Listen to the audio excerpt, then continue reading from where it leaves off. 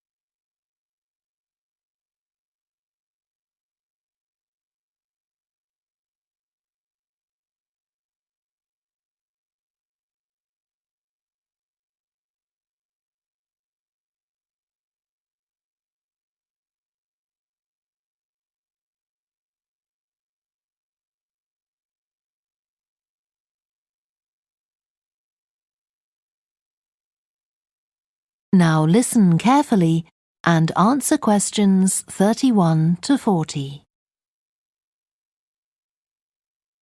We've been discussing the factors the architect has to consider when designing domestic buildings.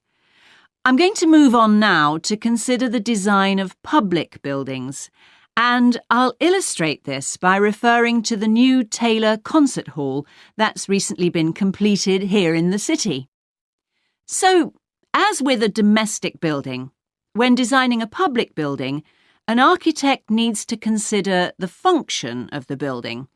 For example, is it to be used primarily for entertainment, or for education, or for administration? The second thing the architect needs to think about is the context of the building. This includes its physical location, obviously, but it also includes the social meaning of the building, how it relates to the people it's built for. And finally, for important public buildings, the architect may also be looking for a central symbolic idea on which to base the design, a sort of metaphor for the building and the way in which it is used. Let's look at the new Taylor Concert Hall in relation to these ideas. The location chosen was a site in a run-down district that has been ignored in previous redevelopment plans. It was occupied by a factory that has been empty for some years. The whole area was some distance from the high-rise office blocks of the central business district and shopping centre, but it was only 1 kilometre from the ring road. The site itself was bordered to the north by a canal, which had once been used by boats bringing in raw materials when the area was used for manufacturing. The architect chosen for the project was Tom Harrison. He found the main design challenge was the location of the site in an area that had no neighbouring buildings of any importance. To reflect the fact that the significance of the building in this quite run-down location was as yet unknown, he decided to create a building centred around the idea of a mystery, something whose meaning still has to be discovered. So, how was this reflected in the design of the building? Well, Harrison decided to create pedestrian access to the building and to make use of the presence of water on the site. As people approach the entrance, they therefore have to cross over a bridge. He wanted to give people a feeling of suspense as they see the building first from a distance and then close up. And the initial impression he wanted to create from the shape of the building as a whole was that of a box. The first side that people see, the southern wall, is just a high, flat wall uninterrupted by any windows.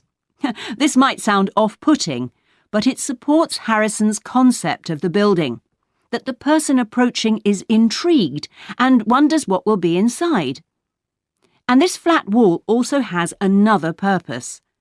At night time, projectors are switched on, and it functions as a huge screen onto which images are projected.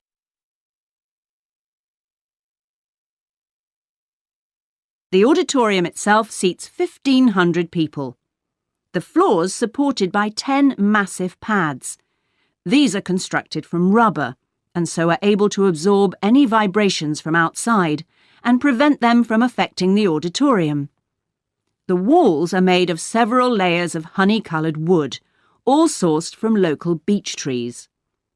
In order to improve the acoustic properties of the auditorium and to amplify the sound, they are not straight, they are curved. The acoustics are also adjustable according to the size of orchestra and the type of music being played. In order to achieve this, there are 9 movable panels in the ceiling above the orchestra, which are all individually motorised. And the walls also have curtains, which can be opened or closed to change the acoustics. The reaction of the public to the new building has generally been positive. However, the evaluation of some critics has been less enthusiastic. In spite of Harrison's efforts to use local materials, they criticise the style of the design as being international rather than local, and say it doesn't reflect features of the landscape or society for which it is built.